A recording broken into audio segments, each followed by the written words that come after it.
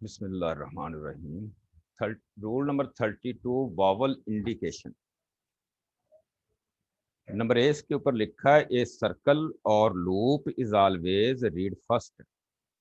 यानी कि जब भी हम कोई सर्कल या लूप किसी स्ट्रोक के शुरू में लगाते हैं तो वो सर्कल या लूप जो होती है सबसे पहले पढ़ी जाती है at the beginning of word. यानी किसी भी लफ्ज के शुरू में कोई हम सर्कल लगाते हैं या कि लूप लगाते हैं तो सबसे पहले वो सर्कल या लूप पढ़ी जाती है। बाद में जिस कॉन्सोनेंट के साथ उसको लगाया जाता है फिर उनकी आवाज आती है।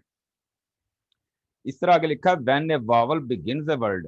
कहता है जब कोई वावल किसी लफ्ज के शुरू में इस्तेमाल होता है या शुरू में आ जाता है, we must write a stroke in order to place the initial vowel sign.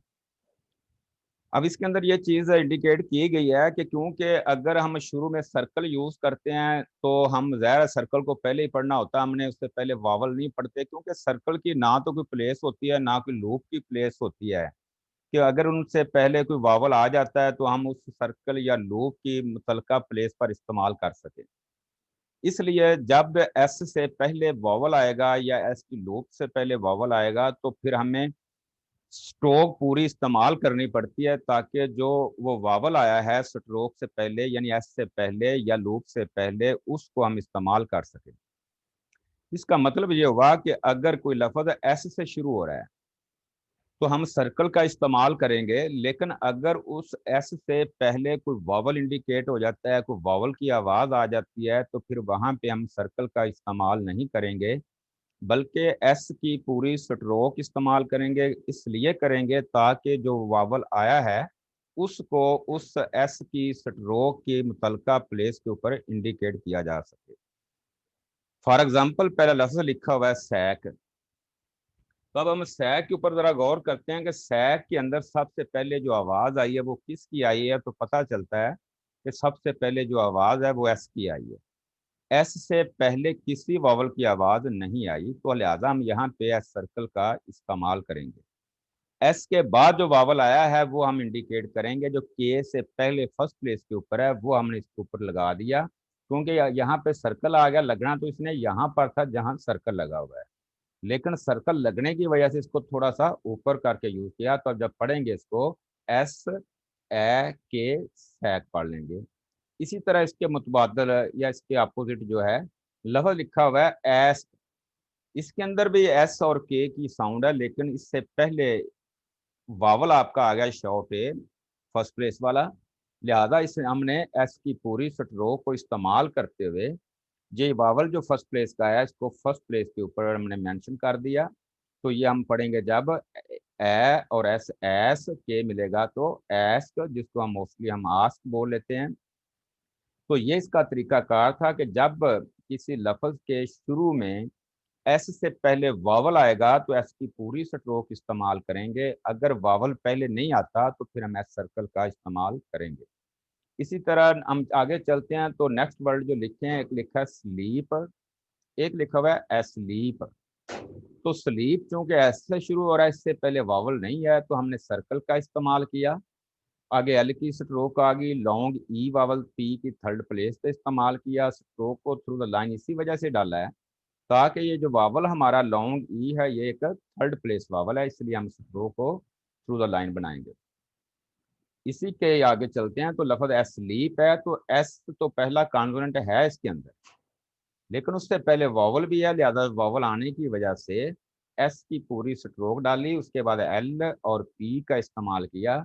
ये आउटलाइन भी आपकी फर्स्ट प्लेस के ऊपर है, अबव द लाइन है। किस लिए अबव द लाइन है, क्यों आप बताएंगे खदीजा किस लिए अबव द लाइन डाली हुई है ये स्ट्रोक जो है।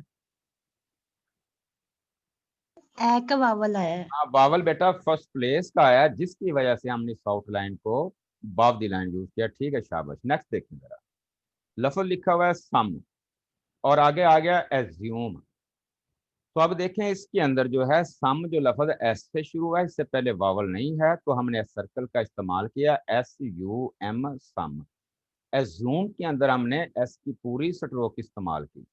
लेकिन एक चीज ज़हन में यह भी रखिएगा कि लफ्ज एज्यूम हम बोलते हैं, असल में इसकी प्रोनाउंसिएशन जो है वो एस्यूम की है।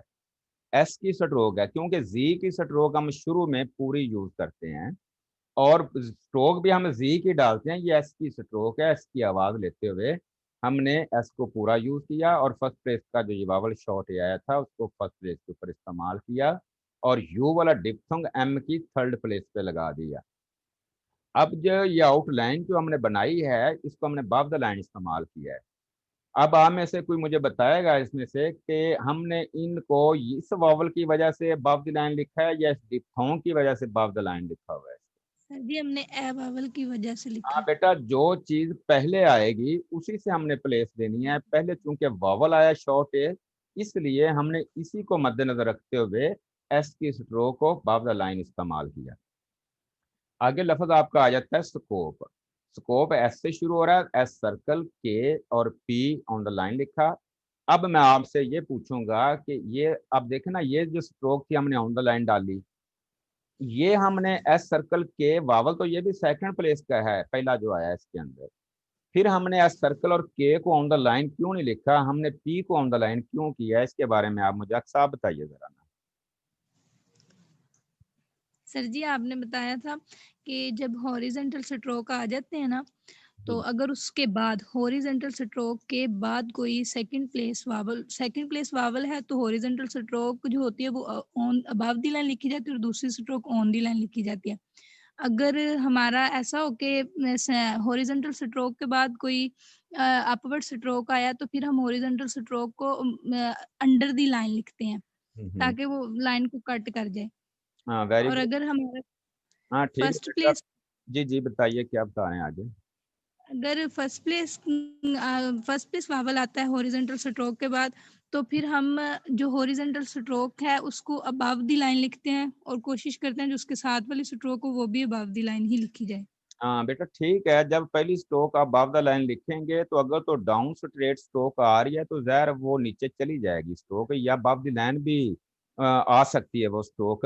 लेकिन उसके लिए हमारी पाबंदी नहीं होती, क्योंकि बाद औकात हमारी स्ट्रोक दोनों ही स्ट्रेट डाउनवर्ड आ जाती हैं, तो फिर हम दोनों को अबव द लाइन नहीं कर सकते। जैसा कि अगर मैं बात करूं डेट की, तो डेट तो खैर वैसे डी ऑन द लाइन है, टी उससे नीचे जा रहा है, हम इसको ऑन द लाइन पूरी आउटलाइन को नहीं कर पाते। क्यों भला? क्योंकि उसकी भी लेंथ टी की भी पूरी है, डी की भी पूरी है, दोनों स्ट्रोक जो है ऊपर आपकी लाइन से क्रॉस कर जाएंगी अगर हम इनको ऑन द लाइन करते हैं। तो इसलिए इसका पहला डी जो होगा वो ऑन द लाइन आएगा, उसके बाद टी जो होगा वो नीचे जाएगा। तो कुछ कंडीशन इस तरह की भी पैदा हो जाती हैं।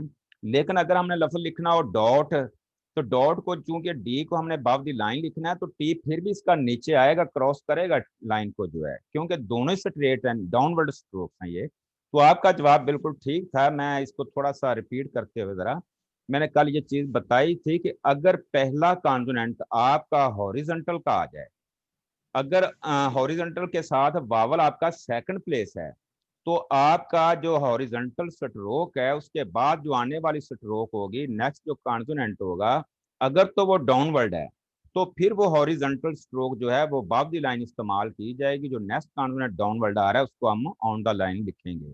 लेकिन अगर वो उस हॉरिजॉन्टल के बाद जो नेक्स्ट स्ट्रोक आ रही है जो वो अपवर्ड है, तो फिर हम जो स्ट्रोक होगी वो हम ऑन द लाइन वैसे ही लिख देंगे। जैसे कि अगर मैं बात करूं स्ट्रोक की, किसकी करता हूं, कोल की कर लेता हूं। कोल के अंदर एक के स्ट्रोक आती है, एक एल की स्ट्रोक आती है। के हॉरिजॉन्टल स्ट्रोक है, एल जो है वो अपवर्ड स्ट्रोक है। अब हम के को ऑन द लाइन ही लिखेंगे सेकंड प्लेस होने की वजह से, क्योंकि एल जो आगे आ रहा है वो डाउनवर्ड नहीं है बल्कि अपवर्ड है, वो तो ऊपर को जाना है, तो ऑलरेडी हमारी स्ट्रोक की जो पोजीशन होगी वो सेकंड प्लेस ही रहेगी। लेकिन अगर वावल आपका थर्ड प्लेस का आ जाता है, उसके अंदर पहला कॉन्सोनेंट आपका हॉरिजॉन्टल है, दूसरा आपका डाउनवर्ड है, तो फिर आप पहले हॉरिजॉन्टल को अबव द लाइन यूज करेंगे और जो नेक्स्ट कॉन्सोनेंट होगा उसको थ्रू द लाइन लिखेंगे। तो थ्रू द लाइन करने के लिए ही तो हमने उसको अबव द लाइन लिखना हॉरिजॉन्टल स्ट्रोक को। लेकिन अगर आपका पहला वावल कॉन्सोनेंट, पहला कॉन्सोनेंट जो है वो आपका हॉरिजॉन्टल है और उसके बाद आने वाला दूसरा कॉन्सोनेंट जो है वो अपवर्ड है, तो फिर आप क्या करेंगे, फिर आपकी जो हॉरिजॉन्टल स्ट्रोक होगी वो अंडर द लाइन यूज की जाएगी। क्योंकि जब आप उसको अंडर द लाइन लिखेंगे तो नेक्स्ट कॉन्सोनेंट इसको क्रॉस करेगा ऊपर को जाते हुए इस लाइन को, तो लिहाजा इस तरह फिर नेक्स्ट कॉन्सोनेंट को थ्रू द लाइन लिखना होगा। तो यही जवाब था इसका जो आपने मुझे बता दिया है। तो इसी तरह आगे हम चलते हैं बी से की तरफ। बी जो उसके अंदर क्या लिखा है, लिखा आ सर्कल और loop is always read last at the end of the word.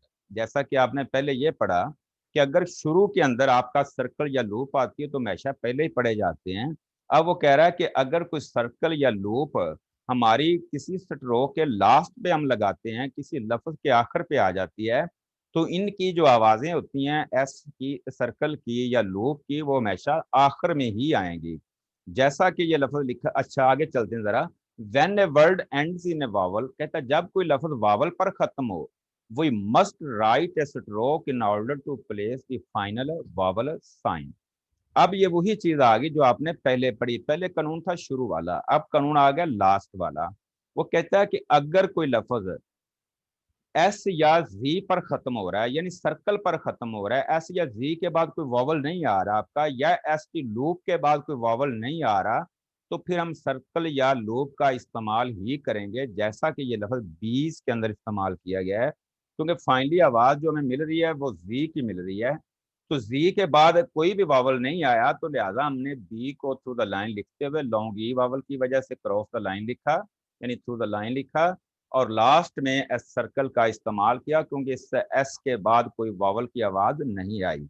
अगर हम नेक्स्ट वर्ड की तरफ चलते हैं, बेजी की तरफ, तो बीजी के अंदर भी बी और जी की आवाज है, इसके अंदर भी बी और जी की आवाज थी। फर्क यही है कि इसके बाद वावल नहीं आया था, इसका जी के बाद वावल वाई वाला आ गया। लिहाजा हम बी की स्ट्रोक को थ्रू द लाइन करते हुए जी की पूरी स्ट्रोक का इस्तेमाल करेंगे। क्यों करेंगे? क्योंकि जो वाई वाला वावल आया है इसको हमने जी की थर्ड प्लेस पे इस्तेमाल करना है, इसीलिए जी की स्ट्रोक का इस्तेमाल करना हमारे लिए जरूरी होगा।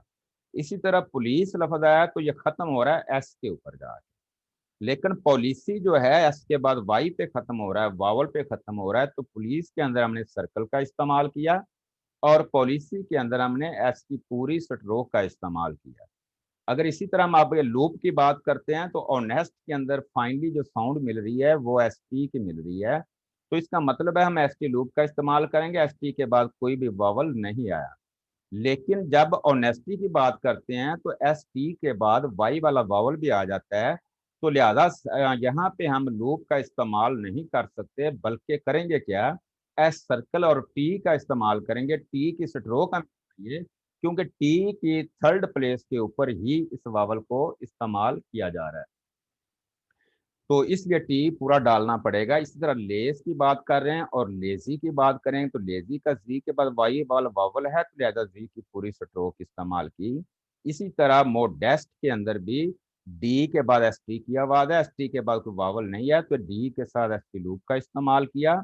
लेकिन जब मोडेस्टी आएगा, एस टी के बाद वावल आएगा, तो फिर हम एस सर्कल और टी का इस्तेमाल करते हुए टी की थर्ड प्लेस पे वाई वाला लाइट डॉट को भी इस्तेमाल करेंगे और हम यहाँ पे लूप का इस्तेमाल नहीं करेंगे।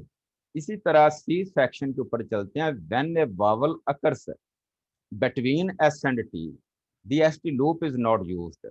कहता है कि जब आपका जो वावल है, यानी एस टी लूप के अंदर जैसे एस और टी आता है या एस और डी की साउंड लेते हैं, अगर एस और टी के दरमियान में कोई वाजिया वावल आ जाता है या एस और डी के दरमियान में कोई वाजिया वावल आ जाता है, तो वहां पर भी हम लूप का इस्तेमाल नहीं करेंगे। पहले बात हो रही थी कि लूप के बाद वावल आने की, अब बात हो रही है लूप के दरमियान में वावल आने की, यानी एस और टी के दरमियान में वावल आने की बात हो रही है।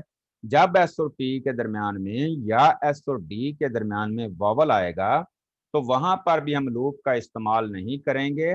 अगर एस और टी के दरमियान में वावल आया तो फिर हम एस सर्कल और टी का इस्तेमाल करेंगे।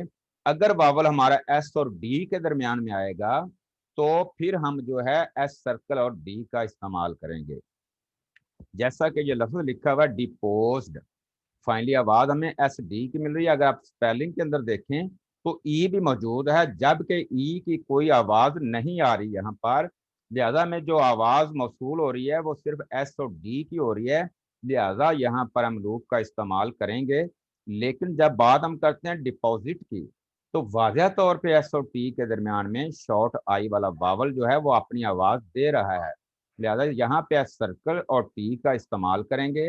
ये आई वाला वावल जो है टी की थर्ड प्लेस के ऊपर हम इस्तेमाल करेंगे। इस तरह वेस्ट और विजिट, वेस्ट के अंदर फाइनली आवाज एस टी की आई, एस टी के दरमियान में कोई वावल नहीं है, लेकिन विजिट के अंदर एस और टी के दरमियान में आई वाला वावल है। यहाँ पे हम लूप का इस्तेमाल नहीं किया, बल्कि एस सर्कल और टी का इस्तेमाल किया। टी की थर्ड प्लेस के ऊपर इस आई वाले वावल को इंडिकेट किया गया है। इस तरह बात करते हैं अपोज्ड की, फाइनली आवाज एस डी की आ रही है, लेकिन ऑपोजिट के अंदर एस और टी के दरमियान में आई वाला वावल है। लिहाजा यहाँ एस सर्कल टी डालेंगे, टी की थर्ड प्लेस पे आई वाला वावल को भी इस्तेमाल करेंगे। इस तरह लफ्ज आपका आ गया बेस्ट। तो बेस्ट के अंदर फाइनली आवाज एस टी की, तो एस टी लूप इस्तेमाल की। जब आता है बी सेट, तो सेट के अंदर शॉर्ट ई वाला वावल भी आ जाता है। लिहाजा हम सर्कल और टी, और जो शॉर्ट ई सेकंड प्लेस का वावल है वो टी के पहले इस्तेमाल किया। इस तरह रेस्ट और रिसीट, रिसीट के अंदर भी एस और टी के दरमियान में लॉन्ग ई वावल आया। लिहाजा हम यहाँ पर भी सर्कल और टी का इस्तेमाल करना पड़ेगा। इसके आगे चलते हैं तो लिखा है दी आउटलाइन दस इंडिकेट्स द प्रेजेंस और absence of A vowel sound. कहता है कि वो आउटलाइन जिनके साथ वावल आ जाता है, वावल आते हैं तो वावल इंडिकेट करना पड़ता है, वहां आउटलाइन पूरी इस्तेमाल करनी पड़ती हैं। आगे डी जूस के ऊपर चलते हैं। डी सेक्शन के अंदर as there are no places alongside a circle और लूप, कहता है कि किसी लूप या सर्कल की कोई प्लेस नहीं होती जहां के जिनके गिर्द उस वावल को लगाया जा सके। तो आगे क्या कहता है, for placing vowel signs we must write, कहता है उस वावल की प्लेस को लगाने के लिए, यानी उस सर्कल या लूप के बाद अगर कोई वावल आ जाता है तो उस वावल को लगाने के लिए हमें स्ट्रोक की जरूरत होती है। हमें स्ट्रोक पूरी इस्तेमाल करनी पड़ेगी। जैसा लफ्ज लिखा अस, अब देखें अस के अंदर केला ही ऐसा है, और हम सर्कल नहीं यहाँ यूज कर सकते, क्योंकि अगर सर्कल यूज करेंगे तो ये शॉर्ट यू वावल जो है वो इस्तेमाल नहीं हो पाएगा। लिहाजा यहाँ पे एस की पूरी स्ट्रोक का इस्तेमाल करना पड़ेगा। इस तरह सो और स्यू जो लफ्ज आया है सो, इसके अंदर भी ओ वाला वावल आने की वजह से एस पूरी स्ट्रोक इस्तेमाल की। इस तरह से के अंदर भी एस पूरी स्ट्रोक इस्तेमाल की इस लॉन्ग ए वावल को इंडिकेट करने के लिए। इस तरह सेज आएगा तो भी इसी तरह सर्कल यूज होगा, पहले एस पूरा यूज करेंगे, बाद में सर्कल का इस्तेमाल करें। अगर हम शुरू में सर्कल लगा लें तो फिर सर्कल के साथ ये सर्कल ज्वाइन नहीं हो पाएगा। इस तरह लफज अपना सी आ गया तो पहला एस पूरी लाइन लिखा वावल की वजह से, आगे सीज आ जाता है, या सीज है तो हमने लूप इस्तेमाल की एस के साथ। अगर हम शुरू में सर्कल यूज करते हैं तो एस की लूप सर्कल के साथ ज्वाइन नहीं हो पाएगी। इसी तरह सीजिस, आइस, एसे, आइज, ईज, इजी और ओज, तो ये जितने भी अल्फाज लिखे हैं सभी के साथ आपने एस या जी की पूरी स्ट्रोक इस्तेमाल करनी पड़ेगी। यहाँ पे सर्कल नहीं लगाए जाएंगे। आगे पेज नंबर 50 के ऊपर आपकी कोई स्पेशल फ्रेजिंग की गई है। सो मच, सो पूरा डाला, मच एम और चे से मच बनाएंगे आप, बनेगा so much, too much, how much. आगे देखें तो एज मच एज के लिए ये चे की स्ट्रोक मच के लिए यूज की गई, आपकी शॉर्ट फॉर्म जो है as much as, in as much as much as possible, आगे है as early as possible, as far as possible.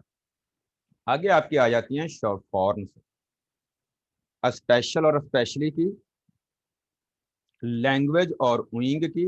बाब दी लाइन लिखेंगे इनकी स्ट्रोक को, अगर इसको अंडर द लाइन लिखते हैं तो यंग की शॉर्ट फॉर्म होगी। इस तरह एनीथिंग, नथिंग और समथिंग। तो ये बताएं बेटा, किसी को कोई प्रॉब्लम, कोई बात समझते हुए कोई परेशानी हुई हो या कोई प्रॉब्लम हुई हो तो मुझे बता दीजिए। सर एक क्वेश्चन पूछना है। जी जी बेटा पूछिए जरा। सर ये ऊपर लफ्ज है ना से, जी जी। एस ए वाई डी वाले में, हम्म सर इधर सेकंड प्लेस वावल लॉन्ग ए यूज हुआ है ना, हम्म तो फिर जिस जो इसके आगे आया सेज, इसमें हम्म। उन्होंने डॉट शॉर्ट वावल ए का क्यों लगाया है?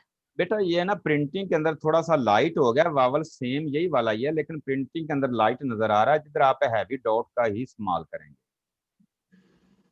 ठीक है सर, बस हाँ, यही पूछना था। ये ना थोड़ी सी कंफ्यूजन है, मैंने तो अपनी अक्ल से पढ़ लिया था ना इसको, क्योंकि इधर हैवी डॉट ही आता है, ये लाइट नहीं आता, प्रिंटिंग के अंदर हो जाता है बात इस तरह से।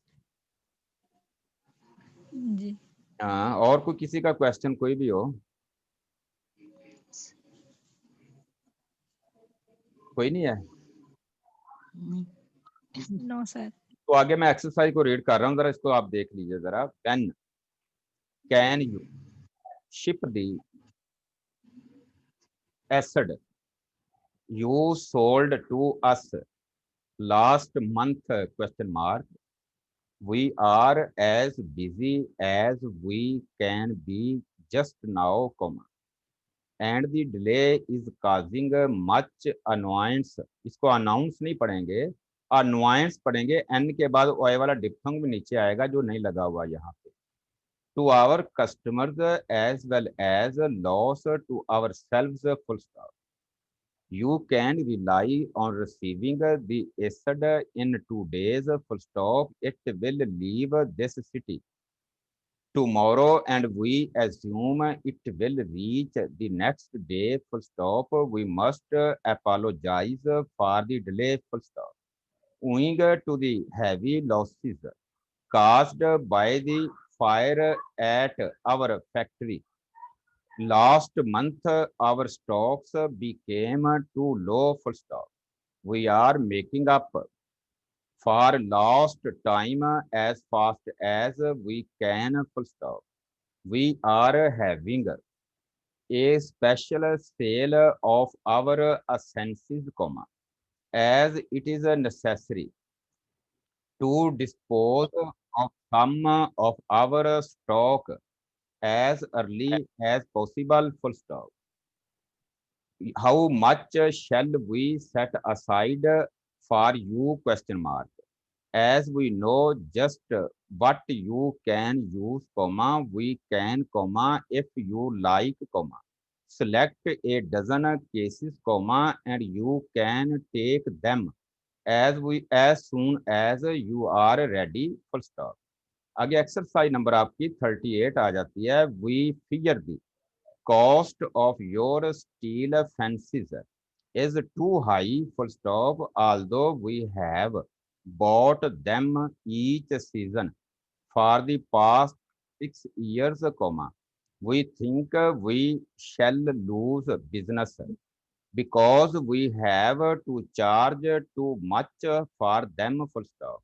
In this city, we must sell at low rates if we are to make success of our business, full stop.